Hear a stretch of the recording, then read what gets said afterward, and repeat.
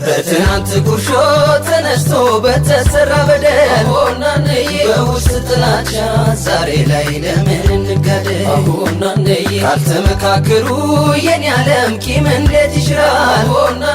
እጅግና መውዜር ጠመንጃው ጥለን ይዘጉራል። በቃና ዘግዝቀው ጠመንጃው ይብቃ ለመጋባት መምከሩ ይሻላል የኔ ዓለም በፍቅር መግባባት። መውዜሮ ጥላቸው ሚቅር መክረናል ለዘላቂ ፍቅር የኔ ዓለም እኛ ስላወቅነው ጠመንጃን ወዲያ ገፈተር ነው። መክረናል አደራ ይደገም ስተት ነው የሰራነው ነገር። ጥላቻው እየተዟዟረ አይጠቅምም በፍቅር ካልተሻረ። መክረናል አደራ እንዳይደገም ስተት ነው የሄድንበት መንገድ።